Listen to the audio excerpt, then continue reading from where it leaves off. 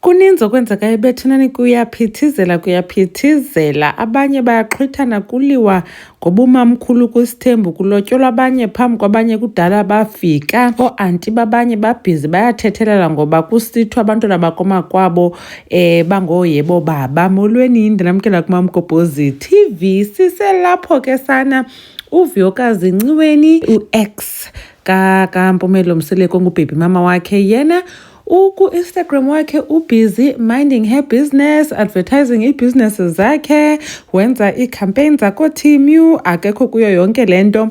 And then ke ngoku utata uMusa Mseleku wafaka ipicture yonyana kaVuyokazi kunye noMpumelelo uNzulu, wabhala I am so confused. Hayi ke bangena abantu phantsi kwaloo post ke besithi hayi bo tata uMusa Mseleku u-confused yintoni nangoku. Bathi kabanye inoba mhlawumbi utsho uba u-confused because uNzulu uyafana kunye nonyana kaTirelo noSibindi usingabakho, so mhlawumbi noba yiloo nto leyo abanye besithi hayi khakucacise ayiphelelanga le nto uyithethayo. Kwelinye ke icala uVuyokazi uye wanika ihint yoba heyi inoba uMpumelelo naye akamsapoti, njengoba sisiva ke ba noTirelo uyakhalaza uba unamaxesha angayifaki imali. So uVuyokazi uye wabhala ke i-Instagram story ethi, sana I need to work harder cause kuzofuneka imali yomgidi kaNzulu.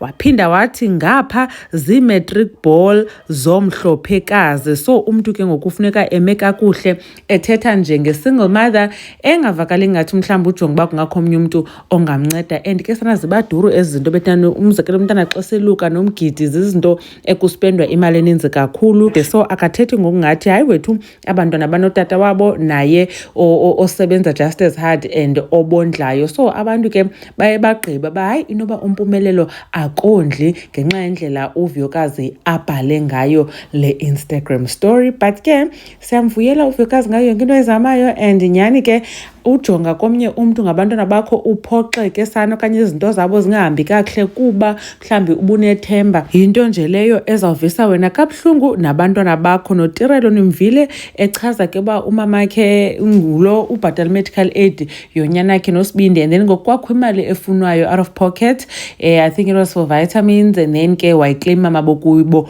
ba hayi ke at least ke mabayibhatale yona. Caba kuMpumelelo zange de ayibhatale, uTirelo ingathi ke wayikhupha ke yena. So i-indication ke leba umntu must work hard for abantwana bakhe, angabi nathemba lomnye umntu uba akazohamba ke ayombambisa kwi-maintenance court. Nakhona ke phofu abantu baye bakhalaza uba abafumani imali eninzi, so uyenzile loo nto leyo, especially ke kunabantu abanjengoMpumelelo abangena-pay slip per se, ukhubone. So nicinga ntonina ke ngale Instagram story kaVuyo? Do you guys think uMpumelelo uyabasapota abantwana? And then ke utata khe tata uMusa Mseleku inoba u-confused yintoni? uMaMgobhozi uyabulela kakhulu ngokuthi nibukele le video. Ndanibona kwivideo elandelayo. Bye.